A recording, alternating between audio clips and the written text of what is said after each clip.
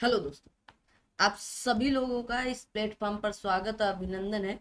और जैसे कि आप सभी लोगों की डिमांड थी, मांग थी और उसके अकॉर्डिंग काम किया जा रहा है। ठीक है, तो आप सबने डिमांड किया कि आप यूपी ट्रिपल एससी पेट घटना चक्र का जो प्रैक्टिस सेट है, इसमें 10 प्रैक्टिस सेट है। तो सबसे पहले ये पहला प्रैक्टिस सेट दिया जाएगा। अगर आपका रिस्पांस अच्छा रहा तो आगे प्रैक्टिस सेट कराए जाएंगे 10 के 10, और 10 दिन में नहीं कराए जाएंगे। पर डे 2 प्रैक्टिस सेट आपको फिर दिए जाएंगे। पहला प्रैक्टिस सेट का अगर रिजल्ट आप सभी ने अच्छा दिया तो ये प्रैक्टिस सेट फिर जल्दी जल्दी 5-6 दिन में या 10 के 10 करा देंगे। ठीक है, पहली बात तो ये यूपी ट्रिपल एससी पेट 2025 के लिए आपके जो घटना चक्र के द्वारा टो निकाला जाता है, या इसी को हिंदी में बोले तो दो निकाला जाता है। और इसमें आपके 10 अभ्यास प्रश्न पत्र दिए गए। कितने? 10 प्रैक्टिस सेट दिए गए हैं। ठीक है, साथ में इस बुक को आप मार्केट से ले भी सकते हैं। और इसमें प्रत्येक मॉडल प्रश्न पत्र हेतु OMR सीट भी संलग्न यहाँ दी गई है। ठीक है, और बाकी चीजें आप देख सकते हैं। और ये बुक शानदार, जानदार, बेहतरीन है। मतलब हर प्रैक्टिस सेट में एक, आइए आगे आके समझाते हैं। इसमें आपको ये प्रैक्टिस सेट पूरी की पूरी बुक में मतलब एक एक सेट करके दिया जाएगा। और आपको ये जो PDF है वो टेलीग्राम पर दे दी जाएगी। कहाँ पर? टेलीग्राम पर। ठीक है, तो अब यहाँ पर अगर मैं आपसे बात करूं कि इसमें 10 प्रैक्टिस सेट है। कितने? 10 प्रैक्टिस सेट है। पहला जो टेस्ट प्रैक्टिस सेट होगा उसमें 100 क्वेश्चन, दूसरे में 100 क्वेश्चन। तो आप 100 × 10 करोगे तो बराबर कितना? 1000 क्वेश्चन होते हैं। अब इसमें जो आपके रीजनिंग के कुछ क्वेश्चन प्लस मैथ के कुछ क्वेश्चन जो है, और प्लस इंग्लिश के जो कुछ क्वेश्चन है वो हम नहीं कराएंगे, क्योंकि रीजनिंग के हो सकता है मैं भी करा दूं, लेकिन मैथ और इंग्लिश के यहाँ पर क्वेश्चन मेरे द्वारा नहीं कराए जाएंगे। मतलब इन प्रैक्टिस सेट पहले से एकदम सारी चीजें क्लियर बता दे रहे हैं ना। इन प्रैक्टिस सेट में जितने भी आपके ग्राफ वाले या मैथ वाले क्वेश्चन आएंगे वो छुड़वा देंगे हम, और उनको आप स्वयं या कर लेना। इनका आपका व्याख्या या हल भी इस PDF में लगाकर टेलीग्राम पर आपको दे दिया जाएगा। एक एक जैसे जैसे कराते जाएंगे वैसे वैसे देते चलेंगे। ठीक है, तो अगर आप चाहते हैं प्रैक्टिस सेट पूरे कराए जाए तो पहले प्रैक्टिस सेट पर आपका रिस्पांस अच्छा आना चाहिए। और आप कमेंट बॉक्स में कमेंट भी करें कि हाँ प्रैक्टिस सेट पूरे करा दीजिएगा या 10 के 10 करा दीजिएगा। जो आप कर सकते हो अपने अकॉर्डिंग कर सकते हो। ठीक है ना, उसके बाद आइए तो शुरू करते हैं। सबसे पहले यहाँ पर जो पहला क्वेश्चन है, ठीक है, पहला क्वेश्चन देखो, जानदार शानदार आ चुका है आपकी स्क्रीन पर। प्रैक्टिस सेट का पहला क्वेश्चन है आप सभी के बीच में। पहला क्वेश्चन कहा गया है कि साहित्य अकादमी पुरस्कार प्राप्त निराला जी की या निराला की साहित्य साधना किसकी कृति है? तो किसकी कृति है? तो 1970 में साहित्य अकादमी से पुरस्कृत पुस्तक निराला की साहित्य साधना डॉक्टर रामविलास शर्मा जी की है। किसकी? रामविलास शर्मा जी की। इस तरह के आपसे क्वेश्चन पूछे जा सकते हैं। ठीक है, तो कब? 1970 में। कब? 1970 में। ठीक है, आगे आते हैं। मीन का पर्यायवाची क्या होगा? मीन का अर्थ क्या होता है? मछली, मत्स्य। तो क्या बोलेंगे? मीन का पर्यायवाची मत्स्य या मछली होता है। ठीक है, मत्स्य या मछली है ना। कहा गया आपके सफरी। ठीक है, सफरी भी आप कहते हैं। आगे, ऊंट के मुंह में जीरा, ऊंट के मुंह में जीरा। तो आप क्या कहें? बहुत अधिक खाने वाले को बहुत कम देना। ठीक है, ये मैंने आपको ऐसे PYQ वाले में भी पढ़ा रखा है। ठीक है ना, PYQ वाले में भी पढ़ा रखा है, तो ध्यान से देंगे। अब देखो आपको श्रुति सम भिन्नार्थक शब्द भी दिए गए। कहा गया अपेक्षा, उपेक्षा, संसार, जगत एक ही हो गए, दिन दिवस एक हो गए, शाम संध्या एक हो गए। तो यहाँ पर option number A is right answer. ठीक है, उपेक्षा और आप कहेंगे अपेक्षा और उपेक्षा। ठीक है, अपेक्षा और उपेक्षा अगर पूछ लिया जाए, अपेक्षा और उपेक्षा का मतलब क्या होता है? तो चाह और आशा। अपेक्षा चाह, उपेक्षा आशा। किसी से हम आशा रखे थे कि ऐसा ना हो पाएगा, है ना, लेकिन वो आशाएं टूट गई। आइए, कहा गया कौन सा वाक्य शुद्ध है? रामचरितमानस एक धार्मिक ग्रंथ है। तो बिल्कुल यही सही है, रामचरितमानस एक धार्मिक ग्रंथ है। देखो ये इंग्लिश के जो भी क्वेश्चन है वो हमारे द्वारा नहीं कराए जाएंगे, मैं आपसे पहले भी बोल चुकी हूँ। तो इंग्लिश के जितने क्वेश्चन यहाँ क्वेश्चन नंबर 10 तक है, तो ये हम आपको छोड़ दे रहे हैं ना, तो अगर आप कर सकते हो तो कर लीजिएगा। अब ये रीजनिंग का क्वेश्चन आता है, कहा गया 46, 93, 100, 188, 379, 764, कहा गया 1529। अब ये क्या श्रृंखला, कौन सी सामूहिक या समूह से संबंधित नहीं है? तो देखो ऐसे है, इसमें गुणे 2 + 1 करोगे तो 93, इसमें गुणे 2 + 1 करोगे तो आप कहेंगे कितना, गुणे 2 + 2 करोगे तो कितना आएगा, 2 2, तो आप कहेंगे 188। इसमें गुणे 2 + 3 करोगे तो कितना, तो आप कहेंगे 379। और 379 में कितना, तो आप कहेंगे गुणे 2 + 4 करोगे कितना, तो आप करके देख लो।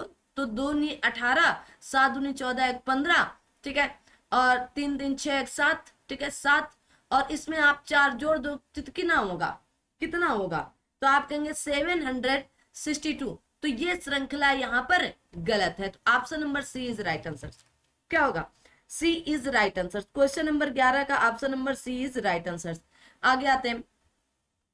अब यहाँ पर क्वेश्चन नंबर 12 दिया गया कि 3 कथन दिए गए हैं, जिनके बाद 4 निष्कर्ष 1 2 3 4 दिए गए हैं, ठीक है। आइए देखते हैं 3 कथन क्या है। कहा गया है कुछ डेस्क ट्रे हैं, ठीक है भाई, तो कुछ डेस्क ट्रे हैं, मान लीजिएगा कुछ डेस्क जो है ये डेस्क हो गई, तो इसमें कुछ डेस्क ट्रे हैं, तो ये क्या है, आपकी डेस्क है, ये क्या है, आपकी ट्रे है, ठीक है, ट्रे हो गई, ठीक है। आगे देखो, कुछ ट्रे प्लेट है, तो इन्होंने कहा कि कुछ कुछ ट्रे प्लेट है, कुछ ट्रे प्लेट है, तो क्या कहेंगे, ओके। कुछ प्लेट डेस्क भी है, तो मतलब दोनों से मेल खाएगा, क्या होगा, दोनों से मेल खाएगा। अब देखो, सभी डेस्क प्लेट है, सभी प्लेट डेस्क है, कुछ प्लेट ट्रे है, और सभी ट्रे, कहा गया सभी ट्रे डेस्क है। अब बताएंगे क्या निकलेगा। क्वेश्चन नंबर आप सभी के बीच में है 12, तो 12 का सही ऑप्शन आप सभी लोग बताएंगे क्वेश्चन नंबर 12 का। तो आप कहेंगे ओनली सभी प्लेट डेस्क हैं, सभी प्लेट डेस्क हैं, या कुछ प्लेट ट्रे भी हैं, तो ये क्या थी, प्लेट है, तो कुछ प्लेट ट्रे हैं, क्या होगी, कुछ प्लेट ट्रे हैं। देखो कुछ प्लेट जो है वो क्या है, ट्रे भी है, ठीक है।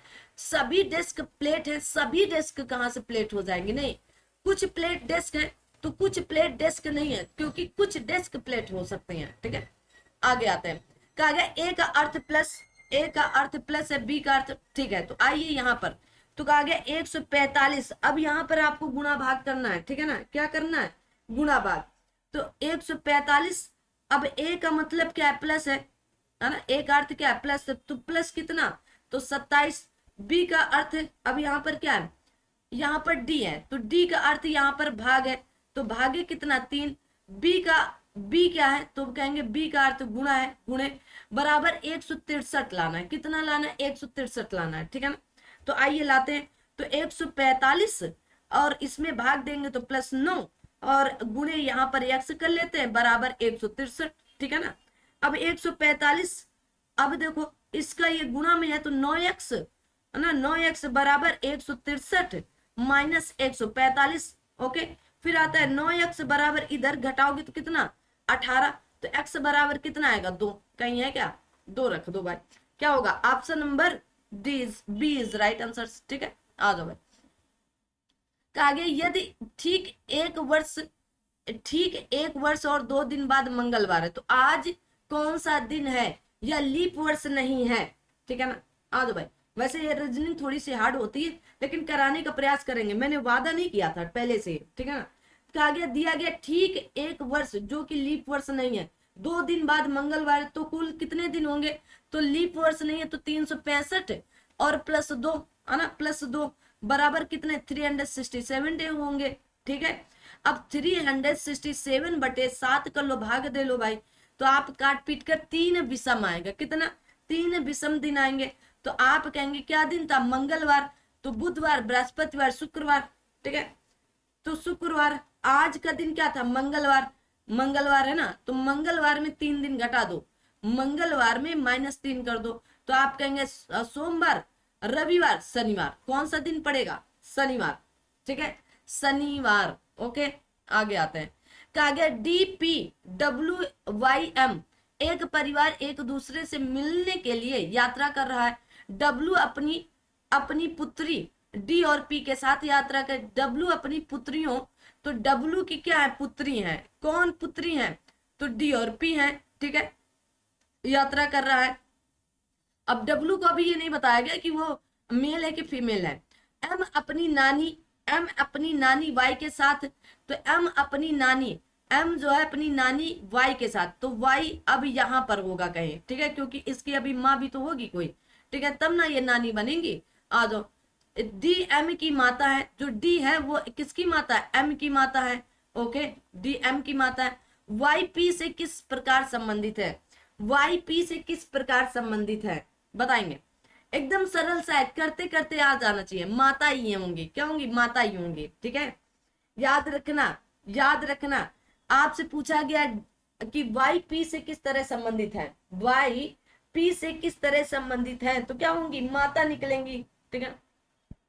आ दो भाई, आगे देखते हैं।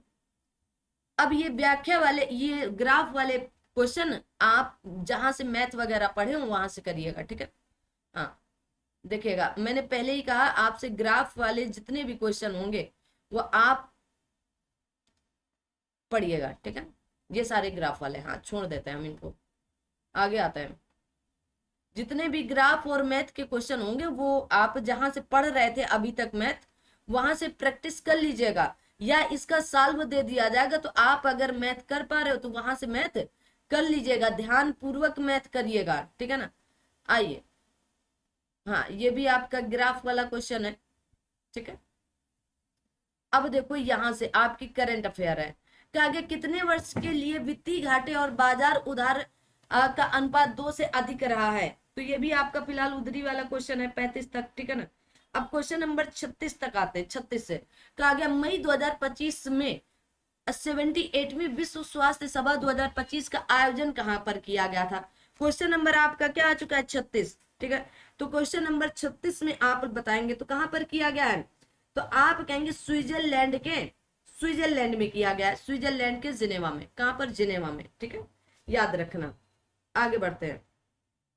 मई 2025 में माउंट एवरेस्ट फतेह करने वाली कागज CISF की पहली अधिकारी का क्या नाम है, तो CISF की पहली अधिकारी का नाम क्या है, जो चढ़ाई करके इतिहास रच दिया, यह उपलब्धि किसको हासिल हुई है, जल्दी से आप ऑप्शन देखेंगे, गीता समोटा, रजनी कुमार, नेहा चौहान या दीपिका सिंह, तो कौन है जिन्होंने ये इतिहास रचा है। क्वेश्चन नंबर आपका 37 का सही उत्तर, हाँ अपना दिमाग भी लगाओ, फिर उसके बाद उत्तर तो बताना ही बताना है मुझे, ठीक है। तो आप कहेंगे गीता जी हैं, कौन है, गीता समोटा। इंटरनेशनल बुकर पुरस्कार 2025, लो भाई, इंटरनेशनल बुकर पुरस्कार 2025 से संबंधित निम्न कथनों पर विचार कीजिएगा, तो निम्न कथनों पर आपको विचार करना है। क्वेश्चन नंबर आपका 38, वर्ष 2025 के पुरस्कार कर्नाटक की लेखिका, कार्यकर्ता और वकील बानू काग्या बानू मुस्ताक द्वारा लिखित तथा दीपा भास्ती द्वारा आपके अनुवादित उपन्यास हार्ट लैम्प है, तो ये तो बात सही है। कन्नड़ भाषा में लिखित यह पहली किताब है जिसे यह प्रतिष्ठित पुरस्कार हासिल हुआ है, ये भी सही बात। तो ऑप्शन नंबर आप क्या बोलोगे, आप कहेंगे option number C is right answer, क्या होगा, सी इज राइट आंसर, ठीक है। जून 2025 में संपन्न भारतीय पेशेवर T20 cricket league Indian premium या IPL 2025 खिताब किस टीम ने जीता है, तो ये अगर आप ये प्रश्न का उत्तर ना दे पाए तो फिर क्या दे पाएंगे। 3 जून को हुआ था फाइनल, कब, 3 जून को, रॉयल चैलेंजर्स बेंगलुरु, ठीक है, और पंजाब किंग 11 के बीच में हुआ था। पंजाब किंग्स 11 आपके 11 रन से हारकर पहली बार IPL का खिताब आपके कौन, रॉयल चैलेंजर्स बेंगलुरु जीती थी, ठीक है। जबकि सर्वाधिक विकेट लेने के लिए पर्पल कैप गुजरात टाइटंस के प्रसिद्ध कृष्णा को प्रदान किया गया था। ऑरेंज कैप किसे दिया गया था, आप बताएंगे, साई सुदर्शन को, किसको, साई सुदर्शन को, तो याद रखना है। मई 2025 में कौन सा राज्य पूर्ण साक्षरता प्राप्त करने वाला भारत का पहला राज्य बन चुका है। अब इसमें आप एकदम सीधी सीधी एक लाइन का क्वेश्चन है, तो क्या बोलोगे, मिजोरम, कौन सा राज्य है, मिजोरम, तो मिजोरम पूर्ण साक्षरता प्राप्त करने वाला भारत का पहला राज्य बन चुका है। आगे देखो, कहा गया मई 2025 में प्रधानमंत्री नरेंद्र दामोदर दास मोदी द्वारा राष्ट्र को समर्पित आपके कहा गया विजम अंतरराष्ट्रीय डिप वाटर बहुउद्देशीय बंदरगाह का निर्माण लागत राशि कितनी थी, है ना। तो लागत राशि पूछ लिया जाए तो 8800 करोड़ रुपए थी ना, 88,000 नहीं 8800 करोड़ रुपए, ठीक है, 8800 करोड़। अगर पूछ लिया जाए ये बहुउद्देशीय योजना कहाँ पर शुरू की गई, तो केरल के तिरुवनंतपुरम में, केरल के तिरुवनंतपुरम में, ठीक है, ये भी याद रखना है, ठीक है, जो विश्व के केवल चुनिंदा बंदरगाहों में पाया जाता है, ठीक है, तो याद रखना केरल के तिरुवनंतपुरम में। कहा गया मई 2025 में पंडित दीनदयाल उपाध्याय भूजल संवर्धन मिशन किस राज्य में शुरू किया गया, तो किस राज्य में शुरू किया गया, तो आप कहेंगे छत्तीसगढ़ में। कहां पर, तो छत्तीसगढ़ में। 20 मई 2025 को छत्तीसगढ़ राज्य में पंडित दीनदयाल उपाध्याय भूजल संवर्धन मिशन शुरू किया गया। इस मिशन के तहत प्रदेश के सभी कहा गया नागरिक या आपके नगरीय निकाय को भूजल और वर्षा जल के संरक्षण संवर्धन के लिए मिशन मोड पर काम किया जाएगा। आगे देखो, कहा गया 14 मई 2025 को किसने देश के 52वें मुख्य न्यायाधीश के रूप में शपथ ली है, 52वें, तो आप क्या बोलेंगे, न्यायमूर्ति भूषण कृष्ण राम कृष्ण गवई, याद कर लो भाई। आपकी चीफ जस्टिस ऑफ इंडिया 52 में कौन, चीफ जस्टिस ऑफ इंडिया 52 में, ठीक है। आगे देखो अगला क्वेश्चन, और आप जैसा इसमें कमेंट करोगे वैसे ही अगले पढ़ाए जाएंगे, अगले कराए जाएंगे, ठीक है। क्वेश्चन नंबर, मई 2025 में प्रधानमंत्री नरेंद्र दामोदर दास मोदी जी ने कितने अमृत स्टेशनों का उद्घाटन किया, तो क्वेश्चन नंबर 44 का आप कहेंगे 103 103 अमृत स्टेशनों का उद्घाटन किया गया। कितने, 103 अमृत स्टेशनों का उद्घाटन, वेरी इंपॉर्टेंट है, याद कर। इनको 18 राज्यों और केंद्र शासित प्रदेशों को 86 जिलों में स्थित किया गया। अगर पूछ लिया जाए कितने राज्यों में, 18 राज्यों में, ठीक है, 18 राज्यों में।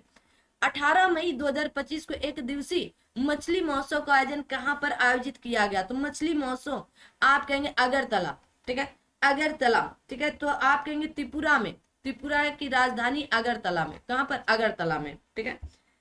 आगे देखो, कागज निम्नलिखित में से कौन सा हड़प्पा कालीन नगर कच्छ के रन में खादिर खादिर बेट पर स्थित था और इसे 3 भाग में बांटा गया था, 3 भाग में, तो धौलावीरा कहां पर है, गुजरात में, कहां पर है, गुजरात में। धौलावीरा हड़प्पा कालीन नगर कच्छ के रन में खादिर बेट में स्थित है और इसे 3 भागों में बांटा गया है, ठीक है। धौलावीरा लोथल गुजरात में स्थित है। धौलावीरा के निवासी अपने उन्नत जल प्रबंधन के लिए प्रसिद्ध थे। आगे, संघ में रहने वाले बौद्ध भिक्षुओं के लिए बनाए गए नियम नामक ग्रंथ में मिलते हैं, किस ग्रंथ में, सुत पिटक, अभिधम पिटक, आपके कहा गया मिलिंद पन्हो या विनय पिटक। ये प्रश्न अभी आरओ में कुछ इसी तरह का हूबहू आया था, तो आपके जो नियम वगैरह थे तो वो विनय पिटक में मिले थे, कहां पर, विनय पिटक में, ठीक है। तो बौद्ध धर्म की पवित्र पुस्तक त्रिपिटक है। कहा गया बुद्ध की मृत्यु के बाद उनकी शिक्षाओं को संकलित कर 3 भागों में बांटा गया, उन्हें विनय पिटक, संघ पिटक, विनय पिटक संघ संबंधी नियम तथा दैनिक जीवन संबंधी उपचार, सुत पिटक बुद्ध के उपदेशों का तथा अभिधम पिटक दार्शनिक सिद्धांतों से संबंधित है। रवि कीर्ति किस चालुक्य शासक के दरबारी कवि थे, तो आप कहेंगे कहाँ के, पुलकेशिन द्वितीय के, किसके, पुलकेशिन द्वितीय के। तो रवि कीर्ति चालुक्य शासक पुलकेशिन द्वितीय के दरबारी कवि थे। एहोल प्रशस्ति बादामी के चालुक्य शासक पुलकेशिन द्वितीय के इतिहास को जानने का एक सशक्त माध्यम है। लेखी की भाषा संस्कृत तथा लिपि इनकी ब्राह्मी रही है। कागे निम्नलिखित में से किसने 1527 में खनवा में मुगल सम्राट बाबर से युद्ध किया था, तो किसने किया था युद्ध, तो आप कहेंगे राणा सांगा ने किया था। किसने, राणा सांगा। खनवा की लड़ाई 1526 में बाबर ने राणा सांगा को हराया था। इस युद्ध की जीत के बाद बाबर ने गाजी की उपाधि धारण की थी। गाजी की उपाधि धारण करने वाला वह पहला मुगल शासक था, ठीक है। कहा गया आपके पुष्टि मार्ग नामक भक्ति संप्रदाय के संस्थापक निम्नलिखित में से कौन थे, तो बस आप कहेंगे पुष्टि मार्ग नामक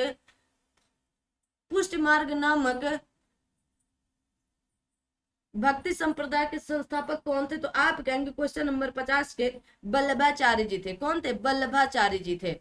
निम्नलिखित में से कौन झांसी की रानी रेजिमेंट का कहा गया भर्ती करता या कार्यवाहक और सेनापति था, तो झांसी की रानी रेजिमेंट भारतीय राष्ट्रीय सेना की पहली रेजिमेंट थी, जिसका गठन जुलाई 1943 में सुभाष चंद्र बोस द्वारा किया गया था। सुभाष चंद्र बोस द्वारा किया गया था, कैप्टन डॉक्टर लक्ष्मी स्वामीनाथ झांसी की रानी रेजिमेंट में भर्ती करता कार्यवाहक और सेनापति थी। तो कौन? लक्ष्मी जी, है ना, लक्ष्मी स्वामीनाथन जी। ठीक है, कहीं कहीं पर इनका नाम लक्ष्मी स्वामीनाथन ना मिल करके तो आप कहेंगे लक्ष्मी सहगल भी मिलता है। क्या? लक्ष्मी सहगल भी मिलता है, तो सहगल के नाम से भी याद करके रखना है। भारत में प्रशासनिक सेवाओं के जनक के रूप में किसे जाना जाता है? तो आप कहेंगे भारत में प्रशासनिक सेवाओं लॉर्ड कॉर्नवालिस को। किसको? लॉर्ड कॉर्नवालिस को। ठीक है, तो वारेन हेस्टिंग ने भारत में सिविल सेवा की नींव रखी। लॉर्ड कॉर्नवालिस ने बंगाल का गवर्नर जनरल बनने के बाद इसमें सुधार और आधुनिकीकरण किया और इस कारण कॉर्नवालिस को भारत में प्रशासनिक सेवा का जनक कहा जाता है। दादा भाई नौरोजी ने अपनी पुस्तक के माध्यम से ब्रिटिश शासन के आधिकारिक प्रभाव की तीखी आलोचना की थी। तो कौन सी? Poverty and un British rule in India. और ये सारे क्वेश्चन पीवाईक्यू में मैंने ऑलरेडी करा रखा है इतिहास में, है ना। अब आपको यहाँ पर प्रैक्टिस सेट से ये आराम होगी कि आपको चीजें आ रही हैं। महात्मा गांधी ने असहयोग आंदोलन को अचानक बंद कर दिया। जब? तो जब कब? तो आप कहेंगे जब चौरी चौरा में किसानों की भीड़ ने पुलिस थाने को आग लगा दी। तो कब लगाई थी? तो 4 फरवरी 1922 को। डेट याद रखना, 4 फरवरी 1922 पूछा जाता है क्योंकि इसके 100 साल पूरे हो चुके हैं 2022 से। ठीक है, आगे देखो, अगला क्वेश्चन आपका आता है, कहा गया निम्नलिखित, अगला क्वेश्चन, निम्नलिखित में से किस नेता ने बारदोली सत्याग्रह का नेतृत्व किया था? तो किस नेता ने किया था? तो आप क्या कहेंगे? आप कहेंगे वल्लभ भाई पटेल जी ने। किसने? वल्लभ भाई पटेल। कब? 1928 में। कब? 1928 में। ठीक है, गुजरात में। कहां पर हुआ था? गुजरात में। यह एक प्रमुख किसान आंदोलन था जिसका नेतृत्व वल्लभ भाई पटेल ने किया और इस आंदोलन की सफलता के बाद बारदोली की महिलाओं ने पटेल को सरदार की उपाधि दी थी। भारत की किस देश के साथ सबसे लंबी सीमा साझा होती? बांग्लादेश के साथ 4096.7 किलोमीटर सीमा साझा होती है। अगर पूछ लिया जाए कितने राज्यों से लगती तो कमेंट करेंगे। वैसे मैंने पीवाईक्यू में 5 राज्य पढ़ा चुके हैं, कौन कौन से राज्य होंगे वो कमेंट करेंगे। ठीक है, उसके बाद आप देखेंगे सबसे ज्यादा बांग्लादेश की, फिर उसके बाद आती चीन की, कितनी? 3488 किलोमीटर। फिर आती पाकिस्तान की 3323 किलोमीटर और फिर आती है आपकी म्यांमार की 1643 किलोमीटर। फिर आती है आपकी नेपाल की। ठीक है, नेपाल की तो आप कहेंगे नेपाल में 1751 किलोमीटर। ओके, और फिर आता है आपका भूटान 699 किलोमीटर। सबसे कम अफगानिस्तान लगाता है। किससे? अफगानिस्तान से। ठीक है, ठीक है, आगे, निम्नलिखित में से तमिलनाडु का सबसे ऊंचा शिखर कौन सा है? तो आप कहेंगे दुद्धा बेट्टा। ठीक है, कौन सा बोलोगे? आप कहेंगे दुद्धा बेट्टा। नीलगिरी की सबसे ऊंची चोटी पूछ ली जाए, दुद्धा बेट्टा। तो तमिलनाडु का सबसे ऊंचा शिखर दुद्धा बेट्टा या भारत के पश्चिमी घाट की पर्वतमाला की एक चोटी, यह तमिलनाडु राज्य के नीलगिरी जिले में नीलगिरी पर्वत की सबसे ऊंची चोटी भी मानी जाती है। निम्नलिखित में से कौन सा सिंधु नदी का उद्गम स्थल है? 58 का सही उत्तर। तो आप कहेंगे बोखरचू। कौन सा? बोखरचू। इंडस को सिंधु नदी के रूप में भी जाना जाता है। यह तिब्बत में कैलाश पर्वत श्रृंखला से बोखरचू नामक ग्लेशियर के पास से निकलती है। अपने विस्तार और अटलांटिक महासागर में विस्तृत जल निकासी के मामले में दुनिया की सबसे बड़ी नदी कौन सी है? दुनिया की सबसे बड़ी नदी पूछ ली गई तो अमेजन नदी। कौन सी? बड़ी पूछा गया, शब्दों को पकड़ना, लंबी नहीं। लंबी पूछा जाता तो क्या बोलते? तो आप कहते नील नदी। अमेजन नदी अटलांटिक महासागर में अपनी पानी का निर्वहन करती है। अमेजन नदी दुनिया में पानी की मात्रा का निर्वहन करने वाली सबसे बड़ी नदी है। कौन सी सबसे बड़ी नदी? अमेजन। निम्नलिखित में से कौन सा म्यांमार का सबसे बड़ा जातीय समूह है? तो म्यांमार का सबसे बड़ा जातीय समूह कौन सा होगा? आप कहेंगे बामर। ठीक है, बामर याद रखो। म्यांमार का सबसे बड़ा जातीय समूह बामर। म्यांमार की जनसंख्या लगभग 55 मिलियन है। इनमें से लगभग 69% के प्रमुख जातीय समूह आपके बामर है। पूरे विश्व में हरित क्रांति के जनक तो आप कहेंगे नॉर्मन बोरलॉग जी को जाना जाता है। किसको? नॉर्मन बोरलॉग जी। एमएस स्वामीनाथन को भारत में हरित क्रांति के जनक के रूप में जाना जाता है। कागज द्वितीय पंचवर्षीय योजना 1956 से लेकर 1961 का प्रमुख उद्देश्य निम्नलिखित में से किस लक्ष्य को प्राप्त करता है? Question number 62। भारत में दूसरी पंचवर्षीय योजना की अवधि 1956 से लेकर के 1961 तक रही। यह योजना पीसी महालनोबिस मॉडल पर आधारित थी। किस पर? पीसी महालनोबिस मॉडल पर आधारित थी। सबसे पहले ये बात आपको याद रखना है। इस योजना का उद्देश्य भारी उद्योगों पर फोकस के साथ तेजी से औद्योगिकरण करना था। तो भारी उद्योगों पर फोकस के साथ तेजी से औद्योगिकरण की बात करता है।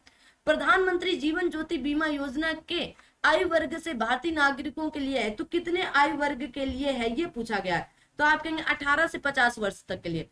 किसके लिए 18 से 50 वर्ष? कब आई थी? तो आप कहेंगे 9 मई 2015 को ये योजना आई थी। कब आई थी? तो 9 मई 2015 को ये योजना आई थी। गरीबी के आंकलन को निम्नलिखित में से किसे संदर्भित किया जा सकता है? तो गरीबी के आंकलन को तो आप कहेंगे मासिक प्रति व्यक्ति आय से, मासिक प्रति व्यक्ति आय से, याद रखना, ठीक है, मासिक प्रति व्यक्ति आय से। आगे देखो, 100 क्वेश्चन है और 100 पूरे के पूरे कंप्लीट कराए जाएंगे। आगे, केंद्रीय सांख्यिकी कार्यालय के किस वर्ष भारत में जीबीए अवधारणा को अपनाया गया? तो आप कहेंगे 2015 में अपनाया गया। कब? 2015 में, ठीक है। तो जीबीए की अवधारणा या राष्ट्रीय सांख्यिकी कार्यालय, पूर्व में केंद्रीय सांख्यिकी कार्यालय हुआ करता था, अभी वर्तमान में क्या? तो आप कहेंगे कि राष्ट्रीय सांख्यिकी कार्यालय 2015 में, ठीक है। अब देखो, दी गई भिन्नों में से सबसे बड़ी और सबसे छोटी भिन्न का योग क्या होगा? तो आपको ये क्वेश्चन, अगर आप देखो 6/5 करोगे तो बराबर क्या आएगा? 1.2 आएगा। 11/5 तो 0.73 आएगा। 4/7 करोगे तो 0.757 आएगा। और 5/13 करोगे तो आप कहेंगे कितना? 0.38 आएगा, ठीक है, 38 आएगा। सबसे बड़ी भिन्न यहाँ पर क्या होगी? 5/6/5 हो जाएगी। और सबसे छोटी भिन्न 5/13 हो जाएगी।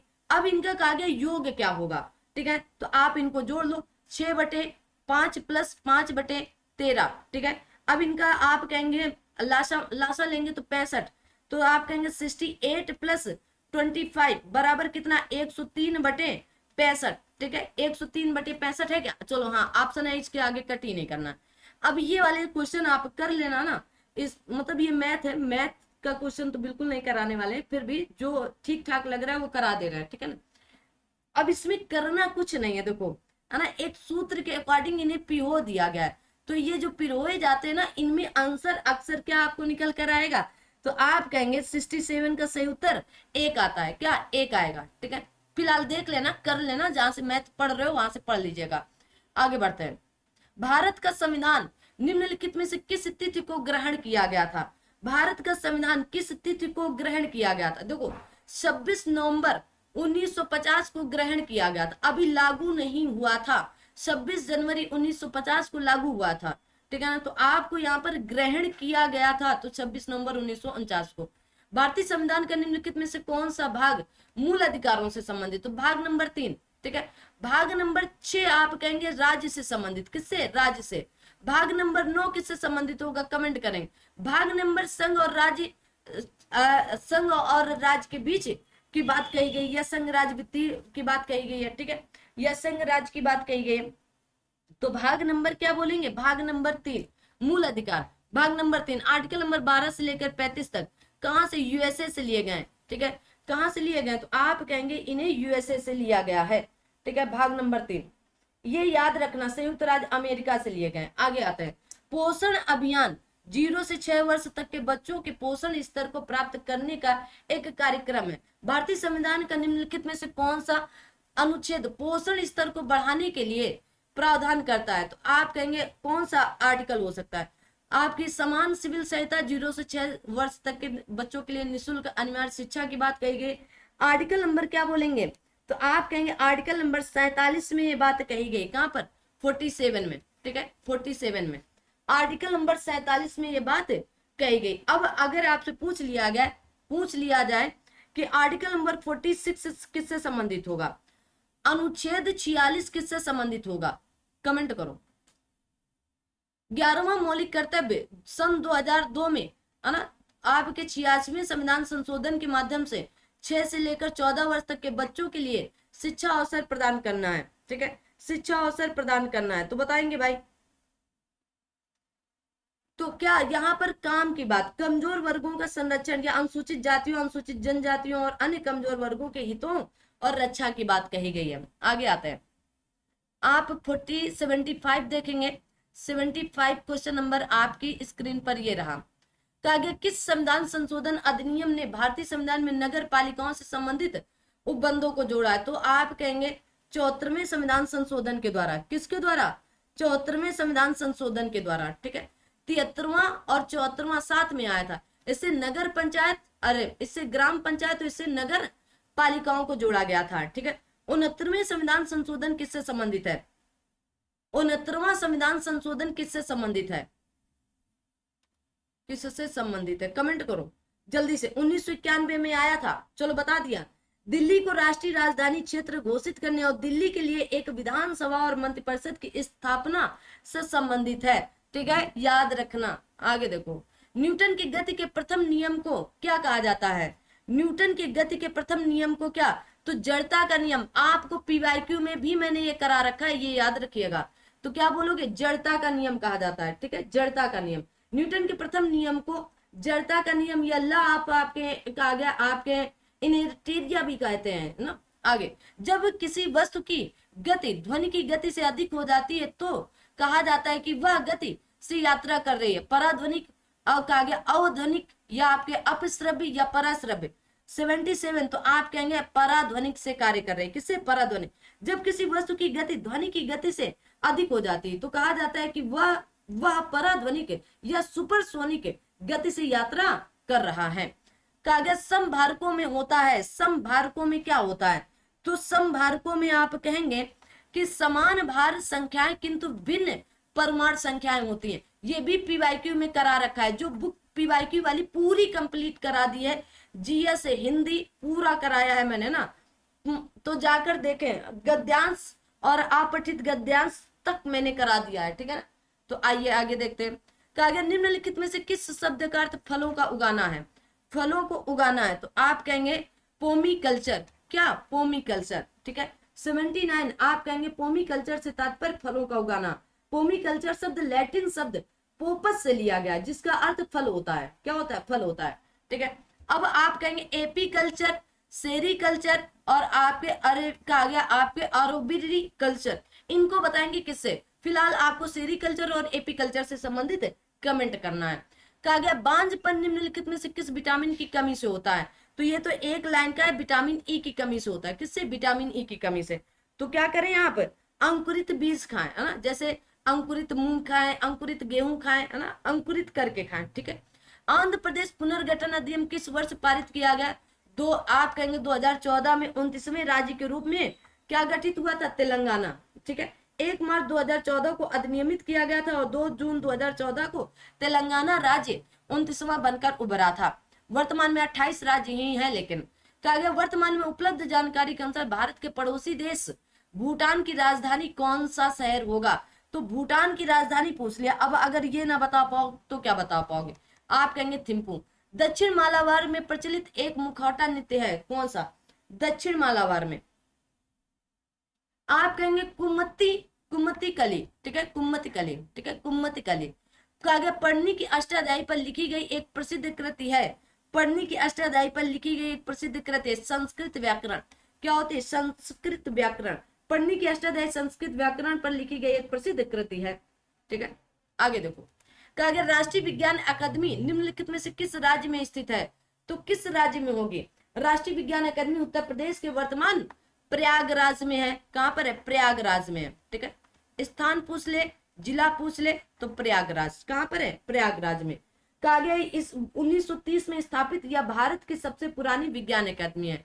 तो सबसे पुरानी विज्ञान अकादमी है कब? 1930 में स्थापित की गई। राज्यसभा का सदस्य बनने के लिए भारतीय नागरिक की न्यूनतम आयु कितनी? राज्यसभा में जाना है तो कितनी? 30 वर्ष। लोकसभा में 25 वर्ष। राष्ट्रपति उपराष्ट्रपति राज्यपाल बनना है तो आप कहेंगे 35 वर्ष। 21 वर्ष कहीं के लिए नहीं, 18 वर्ष आप कहेंगे मतदान के लिए, 21 वर्ष ग्राम पंचायत का सदस्य बनने के लिए भी होती है, ठीक है। आगे देखेंगे, आगे अंतरराष्ट्रीय ओजोन परत संरक्षण दिवस कब मनाया जाता है? 16 सितंबर को। कब? तो आप कहेंगे 16 सितंबर को। क्वेश्चन नंबर 87, पारितंत्र में विभिन्न स्तरों पर रहने वाली विभिन्न प्रजातियों के ऊर्ध्वाधर वितरण को कहा जाता है। तो ऊर्ध्वाधर वितरण को आप कहेंगे स्तर विन्यास कहा जाता है। विश्व बैंक की स्थापना कब हुई थी? तो 1944 में। कब? 1944 में। 1944 में। अगर पूछ लिया जाए विश्व बैंक का मुख्यालय कहाँ है? वाशिंगटन डीसी में। कहां पर? वाशिंगटन डीसी में, ठीक है, वाशिंगटन डीसी में, ठीक है ना, याद रखिएगा। आगे भारत तथा पाकिस्तान के बीच निर्धारित की गई रेखा, तो रेड क्लिफ रेखा। कौन सी रेखा है? रेड क्लिफ रेखा है, ठीक है ना। तो आप कहेंगे भारत पाकिस्तान के बीच में खींची गई रेखा को क्या रेड क्लिफ रेखा कहा जाता है। अब आते हैं आपके 10 क्वेश्चन जो बचे, ये गद्यांश से है ना।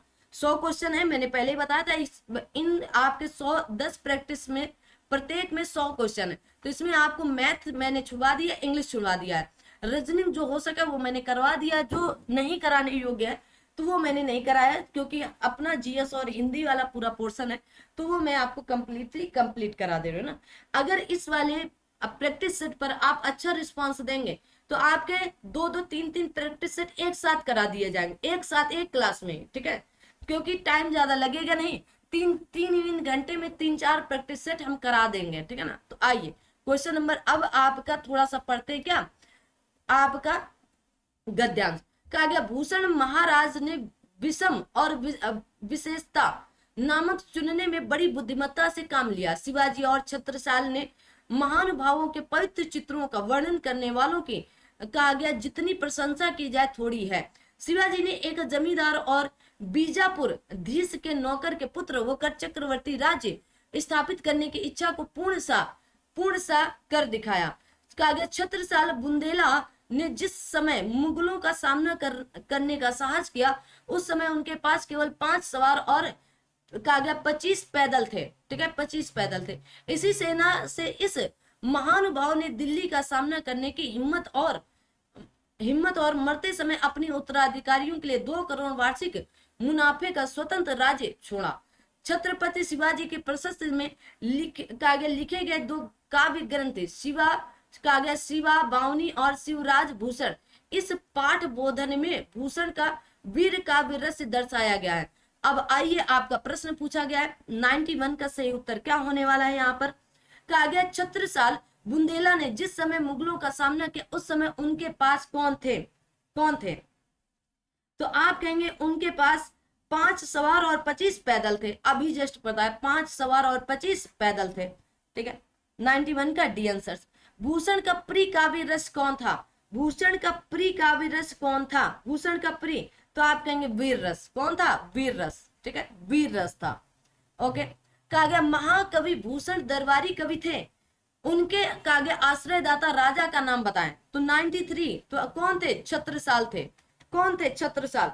तो गद्यांश के अंतर्गत जो बातें कही गई हैं उसी के अकॉर्डिंग देना है। तो भूषण प्रथमतः छत्रसाल के दरबारी कवि थे, अतः उनके आश्रयदाता का नाम छत्रसाल था। भूषण शिवाजी के भी दरबारी कवि कुछ समय रहे हैं। कहा गया छत्रपति, देखेंगे, कहा गया छत्रपति शिवाजी की प्रशस्ति में लिखे गए 2 काव्य। अब कौन से 2 काव्य थे बताएंगे। क्वेश्चन नंबर 94 का आप कहेंगे शिवा बावनी और शिवराज भूषण था। Option number C is right answer. आगे देखते हैं,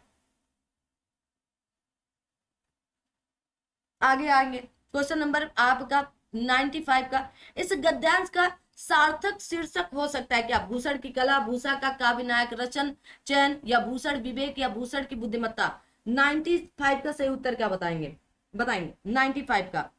तो आप कहेंगे यहाँ पर भूषण की बुद्धिमत्ता। किसकी चर्चा की गई? भूषण की बुद्धिमत्ता, ठीक है। तो अध्ययन करने पर सार्थक शीर्षक भूषण की बुद्धिमत्ता हो सकता है, जिसे गद्यांश के प्रारंभ में स्पष्ट कर दिया गया था। अब देखो, अब अगला आता है आपका 96 से लेकर 100 तक, इसमें क्वेश्चन रहेंगे। कहा गया आदिम आर्य घुमक्कड़ ही थे, यहाँ से वहां वे घूमते रहते थे, घूमते भटकते वे भारत पहुंचे थे। यदि घुमक्कड़ी का बाना उन्होंने न धारण किया होता, यदि वे एक स्थान पर ही रहते, तो आज भारत में उनके वंशज न होते। भगवान बुद्ध घुमक्कड़ थे, भगवान महावीर घुमक्कड़ थे। वर्षा ऋतु के कुछ महीनों को छोड़कर एक स्थान पर रहना बुद्ध के वश का नहीं था। 35 वर्ष की आयु में उन्होंने बुद्धत्व प्राप्त किया। 35 से 80 वर्ष की आयु तक जब उनकी मृत्यु हुई, 45 वर्ष तक वे निरंतर घूमते ही रहे। अपने आप को समाज सेवा और धर्म प्रचार में लगाए रहे। अपने शिष्यों से उन्होंने कहा था कि चरत बिकवे चारिक हे बिछुए घुमक्कड़ी करो। यद्यपि बुद्ध कभी भारत के बाहर नहीं गए, किंतु उनके शिष्यों ने उनके वचनों को सिर आंखों पर लिया और पूर्व में जापान, उत्तर में मंगोलिया, पश्चिम में आपके मकदूनिया, दक्षिण में बाली द्वीप तक धावा मारा। श्रवण महावीर से कहा गया स्वच्छंद विचरण के लिए अपने वस्त्रों तक को त्याग दिया।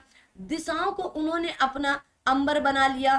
ठीक है, वैशाली में जन्म लिया, पावा में शरीर त्याग दिया, जीवन प्रयत्न घूमते रहे। मानव के कल्याण के लिए, मानवों के राह प्रदर्शन के लिए शंकराचार्य 12 वर्ष की अवस्था में संन्यास लेकर कभी केरल, कभी मिथिला, कभी कश्मीर, कभी आपके बद्रिकाश्रम घूमते रहे।